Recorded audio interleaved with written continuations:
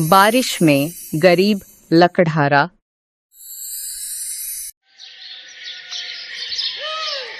राघव की पत्नी कमलेश का देहांत हुए 1 महीना बीत चुका था। राघव लकड़हारा था जो लकड़ी काटकर अपने परिवार का पेट पाला करता था। उसके घर में उसकी 3 बेटियां थीं, सीता, गीता और सुनीता। ऐसे ही एक दिन जब राघव सुबह उठकर आसमान की तरफ देखता है तो आसमान से तेज बारिश हो रही थी। उसने अपने घर की दहलीज पर खड़े होकर खुद से कहा, हे भगवान, मैंने तेरा क्या बिगाड़ा है जो तू इस तरह मुझ गरीब पर जुल्म कर रहा है। मेरे घर में मेरी 3 बेटियां हैं जिनका पेट मुझे पालना है। अगर ऐसे ही बारिश होती रही तो एक गरीब लकड़हारा कैसे लकड़ी काटने जाएगा, और सारी लकड़ियां गीली होंगी तो ना ही वो काटने में आसान होंगी और ना ही वो बाजार में बिकेंगी।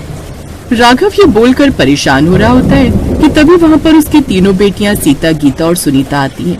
पिताजी, होने को कौन टाल सकता है, वैसे भी ये प्रकृति का नियम है। आप परेशान मत होइए, आज हम भूखे रहकर अपना दिन काट लेंगे। हाँ पिताजी, वैसे भी व्रत करना तो बहुत अच्छा होता है, उससे शरीर को बहुत फायदा होता है। हम सोचेंगे आज हमने व्रत किया है, आप ज्यादा चिंता मत कीजिए। पर अगर हमने आपको ऐसे ही उदास देखा तो हम जरूर कमजोर पड़ जाएंगे। आप तो हमारी ताकत है, इसलिए आप बिल्कुल भी उदास मत होना। अपनी बेटियों की इतनी समझदारी और प्यार भरी बातें सुनकर राघव को बहुत अच्छा लगता है और वो कहता है, भगवान ने मुझे पैसा नहीं दिया तो क्या हुआ, मेरी 3 बेटियां दी हैं जो किसी हीरे और रत्न से कम नहीं है। ऐसे राघव अपने परिवार के साथ उस दिन भूखा रहता है क्योंकि बारिश सारा दिन बरसती है। अगले दिन मौसम खुल चुका था और राघव ने जंगल में जाते हुए अपनी 3 बेटियों से कहा, मेरी बच्चियों, अपना ख्याल रखना। मैं जंगल में लकड़ियां काटने जा रहा हूँ। हो सकता है मुझे आने में देर लग जाए क्योंकि मुझे सूखी लकड़ियों की तलाश में जंगल के अंदर तक जाना होगा। तुम मेरी बिल्कुल भी चिंता मत करना, मैं समय से आ जाऊंगा, ठीक है?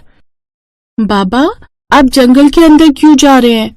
आप तो जानते हैं ना कि वो जंगल रहस्यमय है, वहाँ से तरह तरह की आवाज आती है और गांव वालों ने बोला हुआ है कि उस जंगल में हर कोई अपनी जिम्मेदारी से जाएगा।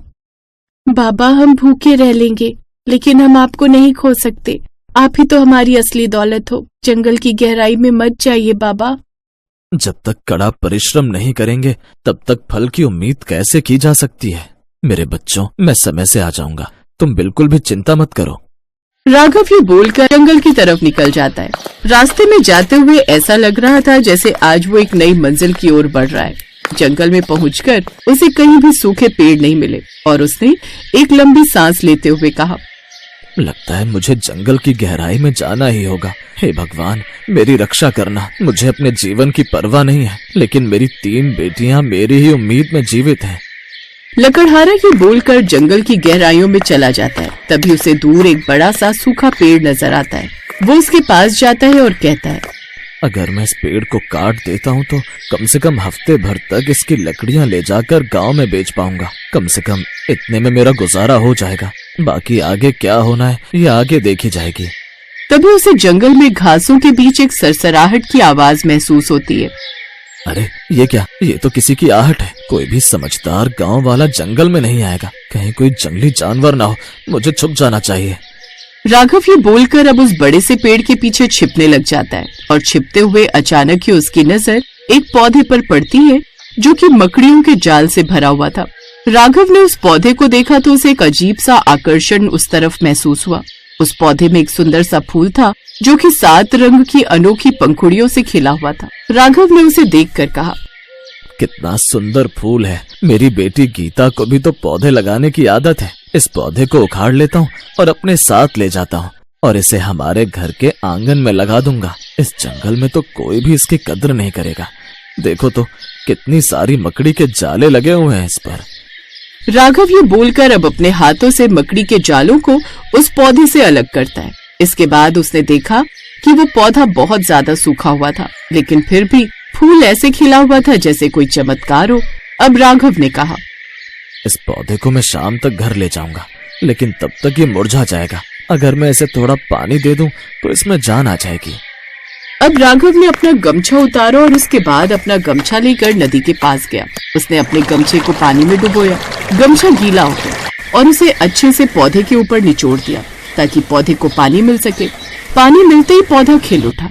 राघव ये देखकर चौंक गया और बोला, अरे ये कैसे हो सकता है? थोड़ा सा पानी डालने से ही इस पौधे में कैसे चमक आ गई?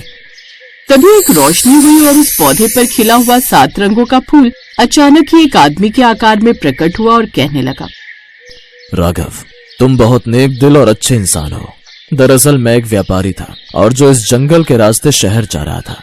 मेरे पास बहुत सारा धन था और कुछ डाकुओं ने मुझ पर हमला कर दिया। बाद में पता चला कि डाकुओं के द्वारा हमला मेरे ही भाई ने करवाया था ताकि मेरा धन किसी को ना मिले। इसीलिए उन्होंने मुझे इस जंगल में गाड़ दिया और उसके बाद मेरे ऊपर ये पौधा खिल उठा। इसका मतलब तुम कोई आत्मा हो तो तुम मुझे कोई हानि तो नहीं पहुंचाना चाहते ना? देखो, मेरे घर में मेरी 3 बेटियां हैं, मुझे क्षमा कर दो। राघव, आज तक कभी किसी ने भी मुझ पर ध्यान नहीं दिया और मैं यहाँ पड़ा पड़ा सड़ रहा था, बस इस उम्मीद में कि शायद कोई नेक दिल इंसान आकर मेरी परवाह करेगा। और तुमने मेरी परवाह की है, इसलिए मैं तुम्हें कोई दंड नहीं दूंगा बल्कि तुम्हें सम्मानित करूंगा। तुम्हारे साथ सच में बहुत गलत हुआ है। मैं तुम्हारे बारे में ज्यादा कुछ तो नहीं जानता कि तुम कब से यहाँ हो, लेकिन भले ही मैं तुम्हारा अपना नहीं हूँ, पर तुम्हारा अंतिम संस्कार मैं करूंगा। राघव, अब मैं इस पौधे के रूप में तुम्हारे साथ तुम्हारे घर जाना चाहता हूँ। जैसे ही मैं वहाँ अपने आप को समाहित कर लूंगा, वैसे ही मैं तुम्हें एक वरदान दूंगा। राघव ये बात सुनकर खुश हो जाता है और उसके बाद वो आदमी फिर से उस फूल के अंदर जाकर समा जाता है। राघव को कुछ नहीं पता था कि ये गरीब लकड़हारे को मिला हुआ जादुई पौधा आखिर उसकी किस तरह मदद करेगा, लेकिन फिर भी वो हिम्मत करके उस पौधे को उखाड़कर अपने घर ले आता है और अपने आंगन में लगाते हुए अपनी 3 बेटियों से कहता है, सीता, गीता, सुनीता, इस पौधे का हमें अब अपने परिवार के सदस्य की तरह ध्यान रखना है, इसीलिए समय से इसे खाद पानी देते रहना। पिताजी, हम आपसे कोई सवाल नहीं करेंगे कि आप ये पौधा कहाँ से लाए और क्यों लाए हैं। अगर आप कुछ कह रहे हैं तो जरूर उसके पीछे कोई उचित कारण होगा। गरीब लकड़हारे की 3 बेटियां उस जादुई पौधे का अच्छे से ख्याल रखा करती थी। सीता उसे पानी देती, गीता उसे खाद देती और सुनीता उसे पक्षियों और जानवरों से बचा कर रखा करती। उस पौधे को लगाए हुए 15 दिन हो गए थे और एक दिन पूरी चांद की रात को एक अजीब सी रोशनी राघव के आंगन में उठी।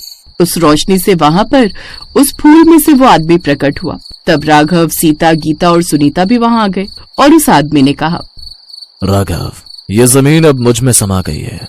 अब से मैं तुम्हारे आंगन में ऐसे ही खिलता रहूंगा। बस तुम्हें मेरा ख्याल रखना है और मेरे पौधे में से खिलने वाले फूल जब झड़ेंगे तो तुम्हें उस फूल के झड़ने वाली जगह पर एक हीरा मिलेगा, जिससे तुम्हारी किस्मत बदल जाएगी।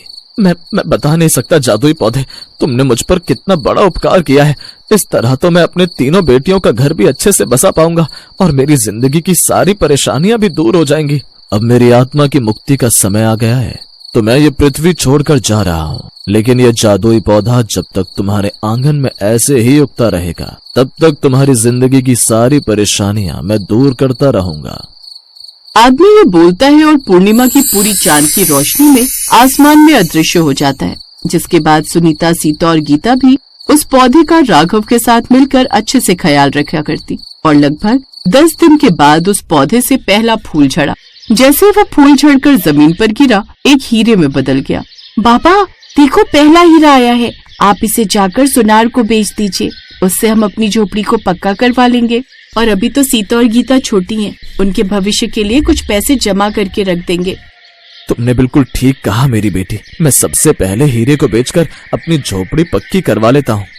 धीरे धीरे ऐसे ही उस पौधे में से हर महीने 2 महीने पर एक फूल झड़ा करता और जैसे ही वो फूल झड़कर हीरा बनता, राघव उसे ले जाकर बेच दिया करता। राघव उस हीरे को बेचकर आए हुए पैसों से न सिर्फ अपना भला करता बल्कि और जरूरतमंद लोगों की भी मदद किया करता। इस तरह उनके जीवन में सब कुछ ठीक हो गया और गरीब लकड़हारे की जिंदगी उस जादुई पौधे ने बदल कर रख दी। Best buddies.